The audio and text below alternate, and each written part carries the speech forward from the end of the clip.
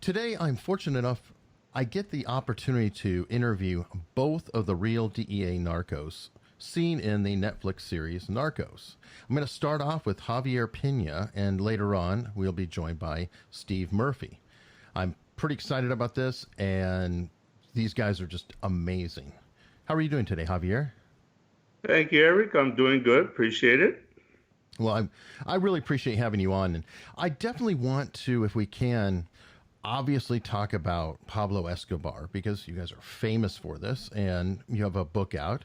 But there's a whole lot in the book that I believe what you have a 38-year career. Is that correct? That is correct. I did about eight with the sheriff's office in Laredo, and then I did about 30, well, did 30 years with DEA. And Pablo Escobar, that the whole time you worked, that was what, maybe 7 years? Yeah, that is correct. Yeah, I get to Colombia 1988, and obviously he got killed in 93, so I did a good 6+ years looking for him. Okay. So there's a whole lot of career besides that. There is a very lot of career besides that. Yes, Eric. One of the things that I thought was fascinating in your book is that you interned for a minute at Huntsville.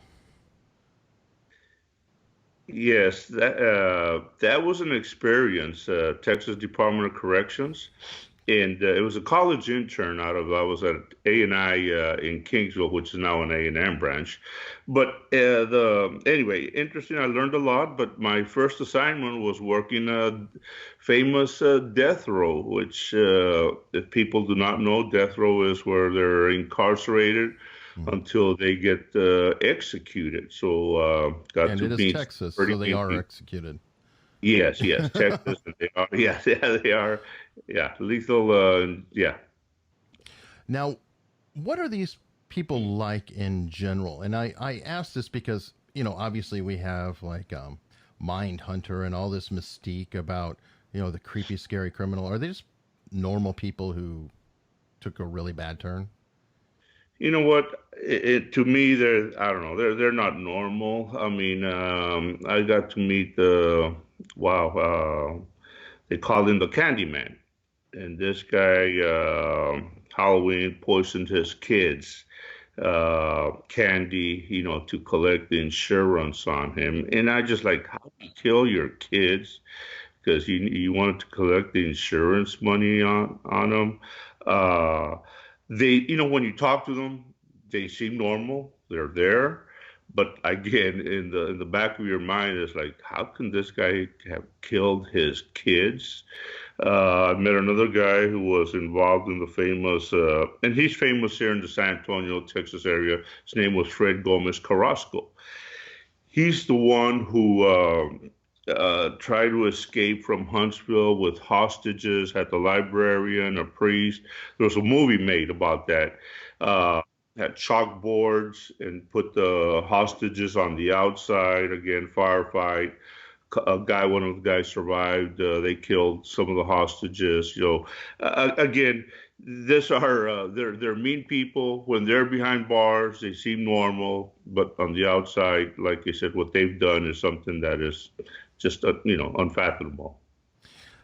I tend to have a lot of guests who read body language and do negotiation and even interrogation. And I wanted to ask you because you've been around some dark criminals and things like that. Are there any tells? Are there any way for any tips that this is somebody you should stay away from or not? Well, you know what? When you're interviewing people, and it depends. Have they been arrested?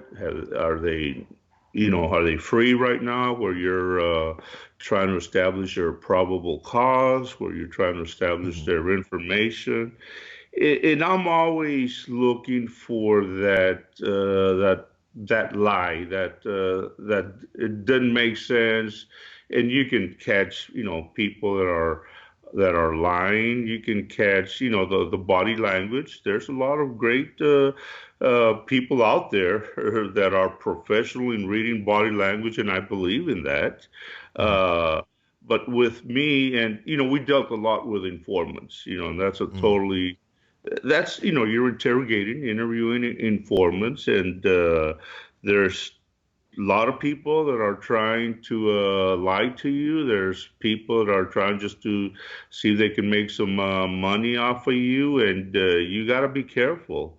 So I would always, once I corroborated something from the informant, once I checked it out that he was telling the truth, and then you can rely to it. But like I used to tell people at the embassy or in Bogota going after Pablo Escobar, out of 10 informants that would come in, it'd be only one or two that were really, telling you the truth, that were really worth it.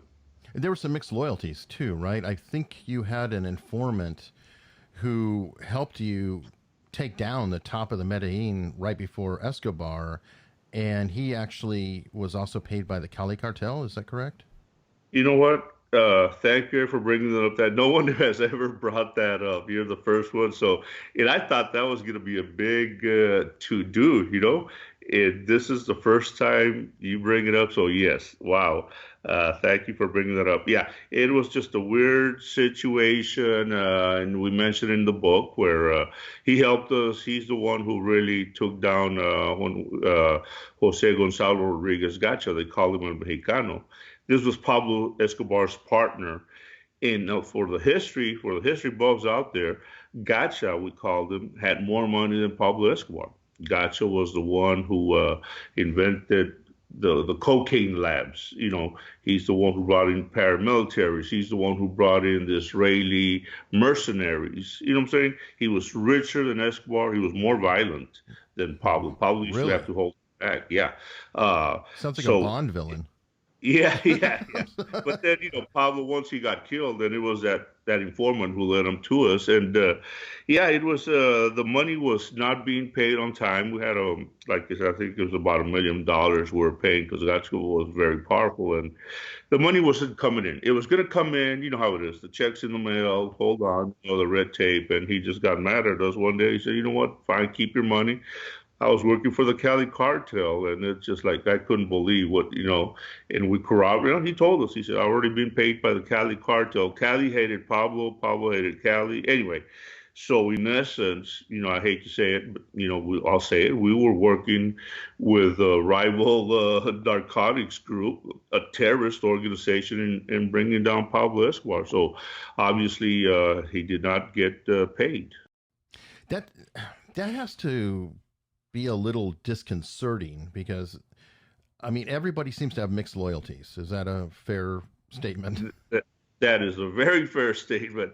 And you know who the informers that I really liked were the ones that were in it for revenge. Yeah, I caught my husband cheating on him, so screw him. He's been dealing dopes. That's a different type of an informant, but I like those ones. I also wanted to ask because I feel like it was a shadow going over this. What about Farc? What was Farc doing this whole time? I mean, weren't they there for 50 years? Yeah, yeah. FARC has had the longest civil war in, I guess, Latin America country. The FARC was there. The FARC at the beginning, and I'm glad you asked that too. The FARC at the beginning was they were guarding the labs. They were guarding cocaine labs for traffickers. And right now we see a lot in the news with Venezuela, right? And the FARC, Venezuela was protecting the FARC. Venezuela at that time under Chavez was giving them weapons, protecting them in Venezuela. They had safe havens there, and and I bring that up because obviously a couple of weeks ago the U.S. indicted Maduro for drug trafficking, and Venezuela and the top leadership has always been involved with the FARC. The FARC was there. They were starting to guard the labs, and then later on, if you fast forward, 8, 10 years, the FARC became drug traffickers. When I was there, I went back to Colombia late '90s, and now when you talk to FARC people, there was no ideology. The beginning of the FARC, that communism ideology towards the end. Yeah, yeah. It was all about making money and drug trafficking, kidnapping people. Yeah. Was Che Guevara ever mixed up with him, or is he strictly in Bolivia and down? Yeah, Che Guevara was down Bolivia. We never, he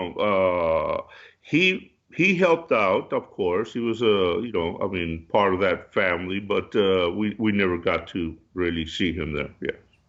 Okay, so now I have to ask the other end because obviously there's governmental strife and things like that. What were the CIA doing down there? Because I know CIA was really rampant in that area. Yeah, we there was a lot of CIA people.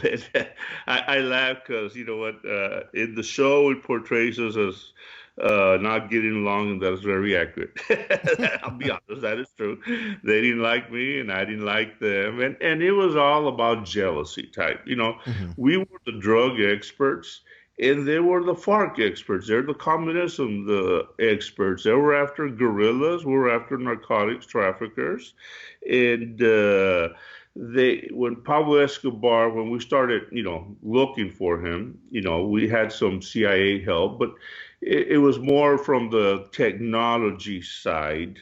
But we knew how to go after trafficker, and then they try to come in and tell us what to do. Obviously, that did not work. So, go back to the series where we hate each other. That is true.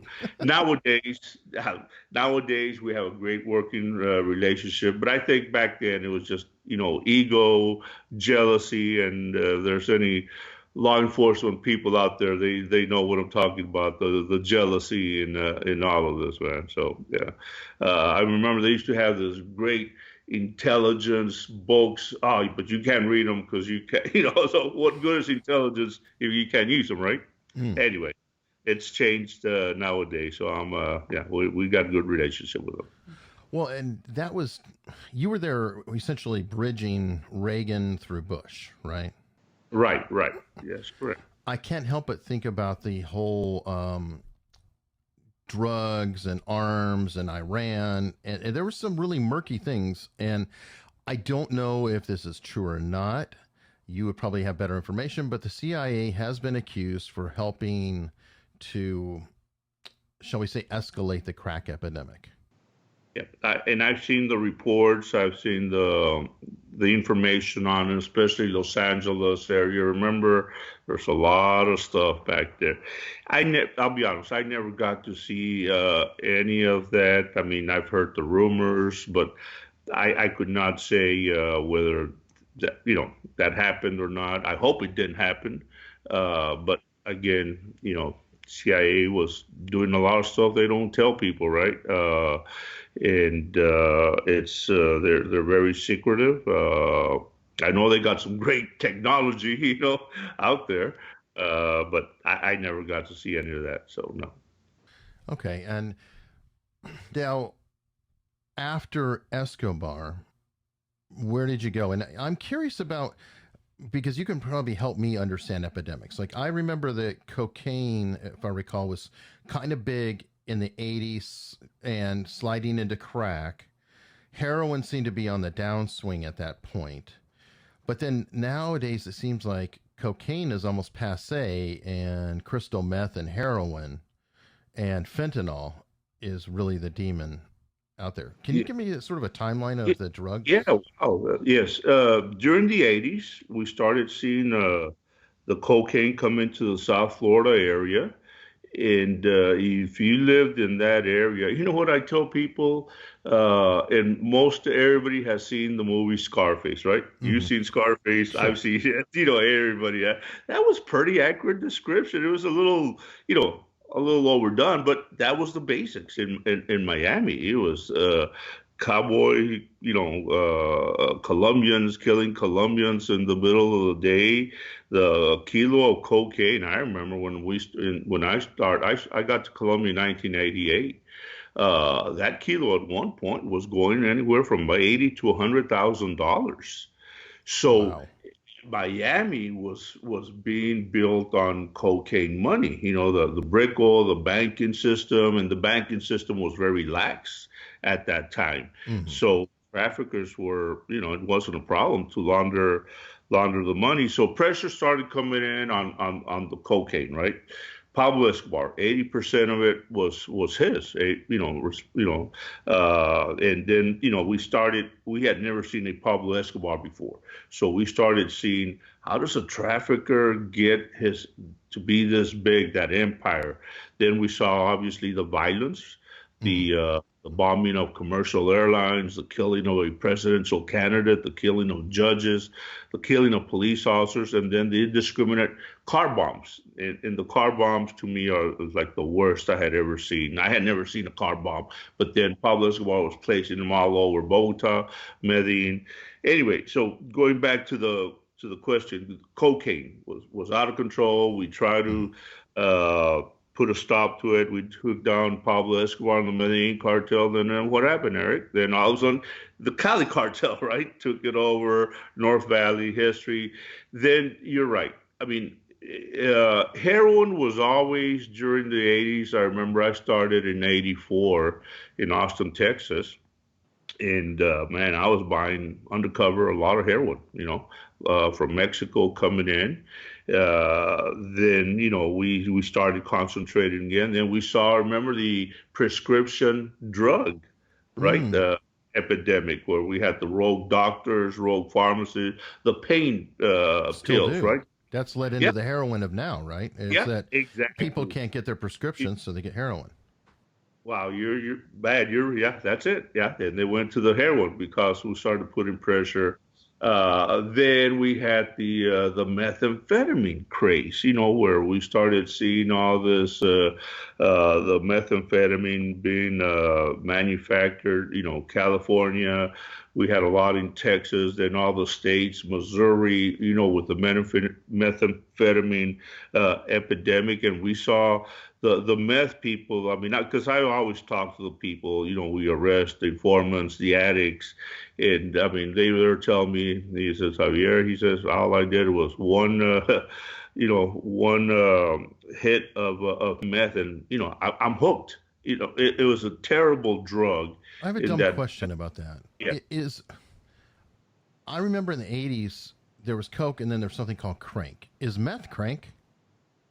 Yes, yeah. You know what we used to call crank? It's a different name. It was the way you manufacture it. In Austin, Texas, I was buying a lot of crank. Yeah, and it was just a slang for methamphetamine. It Okay. was just the cooking process was different. Yeah, crank is. You're right. Wow, you're going back history. I hadn't heard that word in a while, but yeah, crank, meth, and it's all sorts of names. But then the process to manufacture was always getting better, different, yeah. And the first time, yeah, crank was made with phenyl 2-propanol, which they called it P2P, which was legal. You could buy the chemical on chemical stores. Mhm. So then, like I said, heroin, meth, and prescription drugs, and going back to heroin. Then we started, seeing the fentanyl right now, the laced fentanyl and meth, laced fentanyl and fake prescription pills, and now that fentanyl.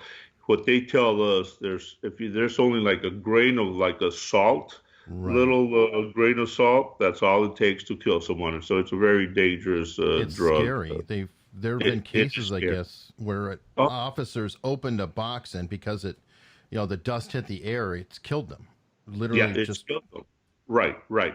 And just for the viewers out there, be careful. There's a lot of examples because we get with another organization that we help out, but it's the fake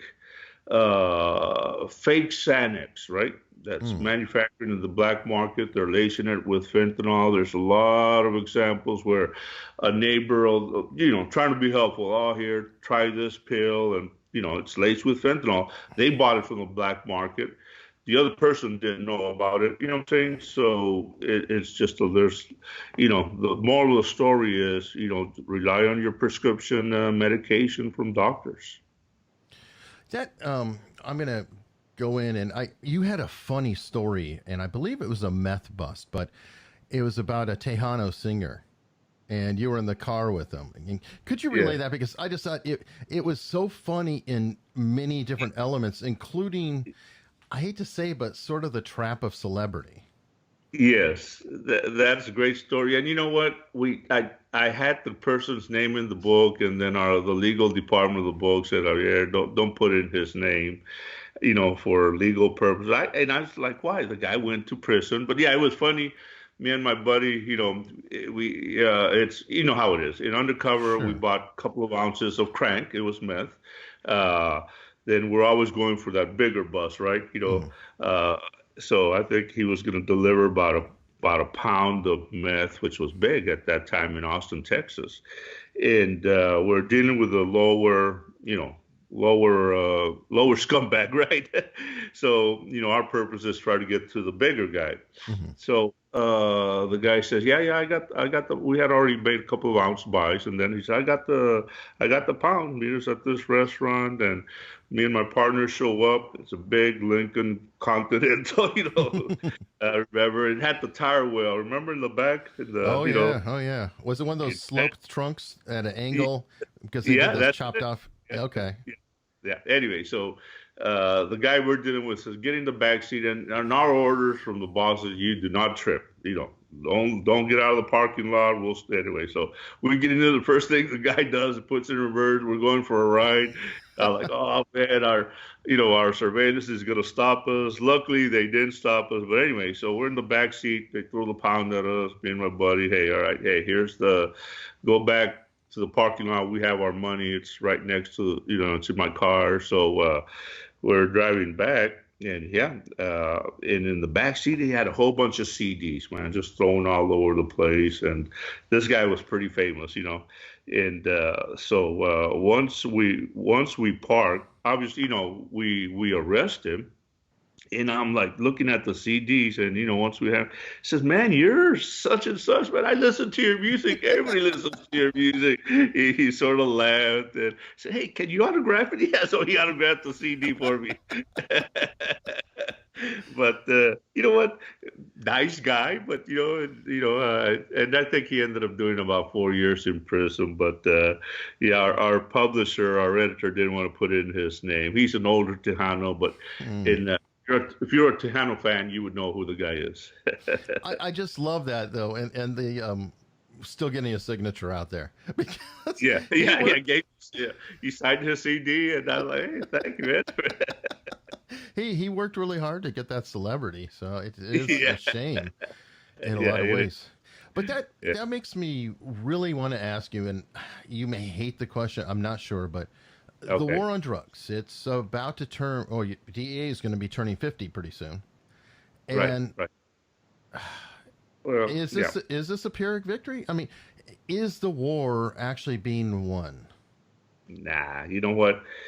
It is not. And I'm going to let my partner, because Steve's got a whole, ask you about that, I because he's will. got, but I'm going to anyway. ask both. Yeah, yeah, okay, yeah. The war on drugs, like I said, it's a misnomer, as we know. You got to go after the traffickers. I'm always, I mean, this guy's, and where when I hate it, when I was starting to work with DEA, Mm. I hated that rich guy that didn't work, we all know who we're talking about. That's a Sure. trafficker. We all know somebody living that lifestyle. And I'm like, hey, here I am working to make ends meet, right? Make a living. And you see this rich guy that who's got his wealth by illegal type means. Anyway, the moral of the story, you got to go after them, but it's not working. We need to get better. You know what? I've always liked the education type program, Hmm. starting off with the kids at school, telling them, hey, this stuff is hurting people, is killing people. Be honest with the kids. We need to get better with that. You know what? And remember, you should remember the DARE program. You remember Hmm. that? Oh You yeah. know, I did too. People loved the DARE program. I've talked to people. So, yeah, I went to school. I used to love my DARE class. Hmm. And then certain administration came in and cut the funding. So there are DARE, but it's more of a private funding now. I don't know. We need more education. Drug traffickers, the war on drugs, they're going to continue as long as there's Right. money to be made. Look at right now what we're going through with the virus, right? They're Hmm. still trafficking. They just caught that tunnel and discovered that tunnel in San Diego. I think, what, 3,000 pounds of coke. They don't care who dies, who gets killed, as long as there's money to be made. We're the ones that are using the dope. We need to get better. If somebody had a solution, Hmm. and I'm not into the legalization, and you know what, and we bring up, marijuana, and Steve's feelings on it is different than mine.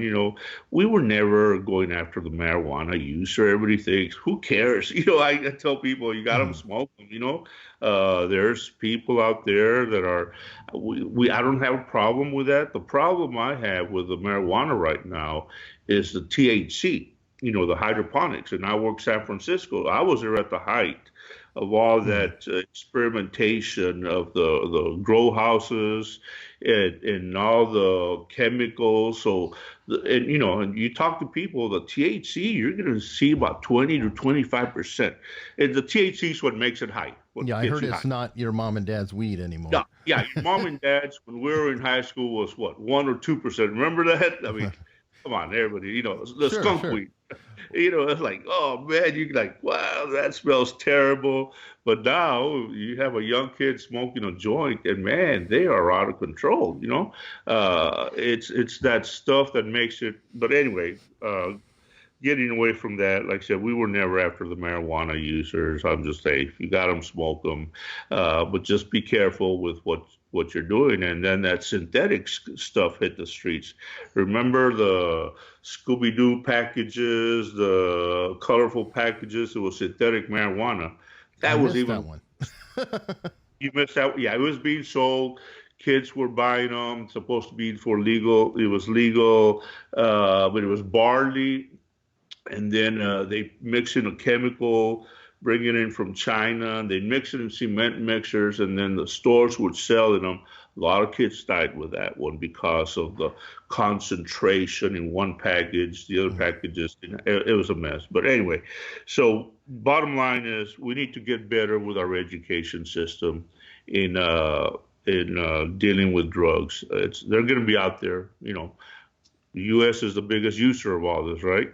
Mhm. Colombians used to tell us, "Hey, yeah, we got the producers, but y'all are the ones that are using all this stuff." So anyway, yeah, so much Colombia is for that. not what it was, though, right? I mean, I thought that really the big problem spot has been shifted to Mexico, and that Colombia has cleaned up quite a bit. Am I wrong? Yeah, Colombia did a good job in cleaning, going after their traffickers. Now Mexico, that's a different subject. Mexico is out of control.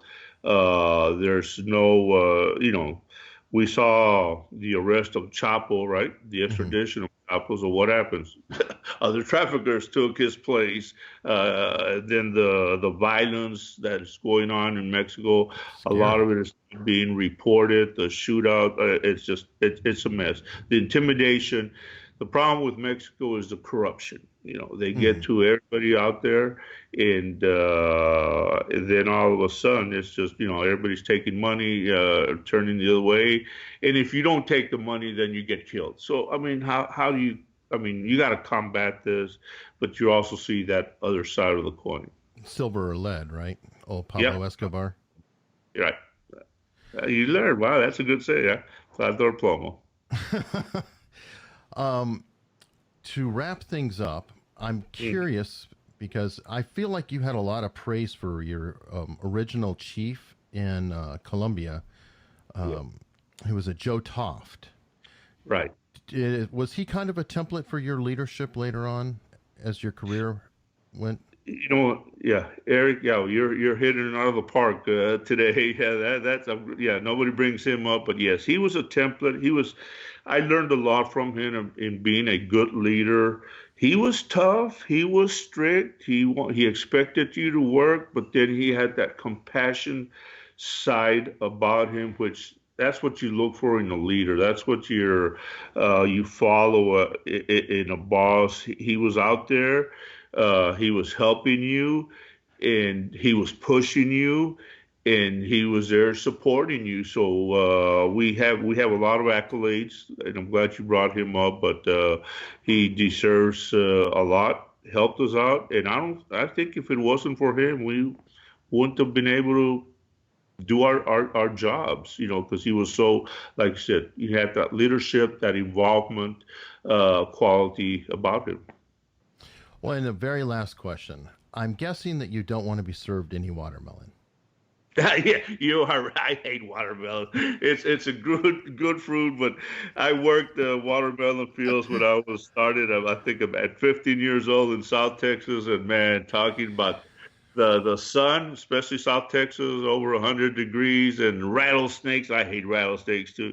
You Oh, yeah. pick up a melon to throw onto the truck, there'd be a rattlesnake underneath. So yeah, thank you. I do not eat watermelons.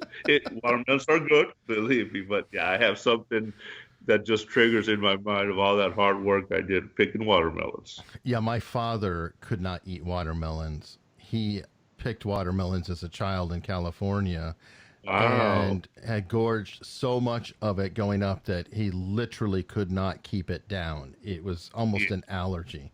So when I read that, I could relate so Wow. strongly because he You're right. hated it. Yeah, in the summertime, you're hungry, thirsty, you crack open a watermelon, eat it. Yeah, but yeah, I can't. It just when I see one, it just something triggers in my mind. So Well, I'm glad you related to that. well, Javier, thank you so much for coming on. This Uh, has been a delight. Thank you. We appreciate it. Thanks for the calling us.